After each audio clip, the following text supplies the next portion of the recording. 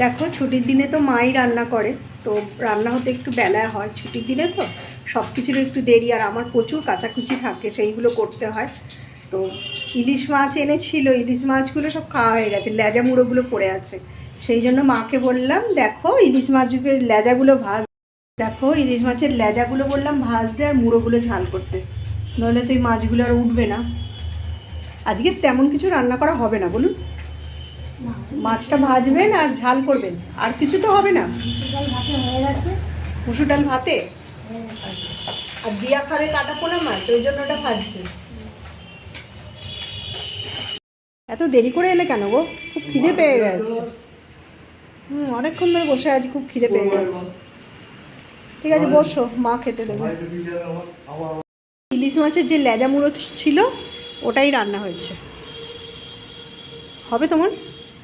আর ডাল ভাতে দিতে বলেছি, আর কিছু করতে বারণ করলাম। হয়ে যাবে তো?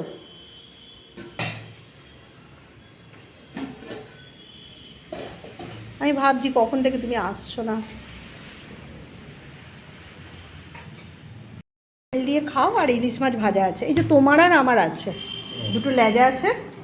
আর হ্যাঁ তুমি একটা নিয়ে নাও, আর আমি নিয়ে নেবো। আর হ্যাঁ হ্যাঁ, কিন্তু ঠান্ডা হয়ে গেছে, মা তো অনেকক্ষণই ভেজেছে না। এনো মাছের ঝালটা, মাছের ঝালটা দিয়ে দিই। এই মাছগুলো তো খুব একটা বড় ছিল না, কিন্তু মাছগুলোর কি বলো তো, ভালো বেশ ভাজছে তো, ভালো গন্ধ আছে, ভালো লাগছে না?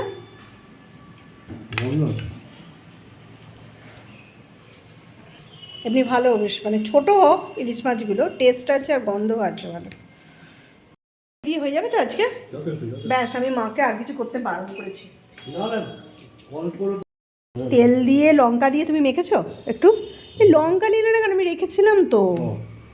যা এ নাও, নাও লঙ্কা দিয়ে তেল দিয়ে মাখো, ভালো লাগবে খেতে, হেভি লাগে কিন্তু। আজকে দেখলে কেরম ইলিশ মাছ? দাঁড়া দেখি কেমন লাগছে। ভালোই লাগছে, আর এই লেজাটার দিকে কীরকম টেস্ট দেখি। লেজাটা, লেজায় কিন্তু কাঁটা থাকে, অনেকে কাঁটার ভয় খেতে চায় না। দেখি খারাপ লাগছে না, কেননা মাছগুলো তো খেয়ে উঠে গেছিলো, মাছগুলো তো খাওয়া হয়ে গেছিলো না, লেজা মুড়োটা পড়েছিল, তো মাকে বললাম আজকে এটাই করুন, ভালোই লাগছে।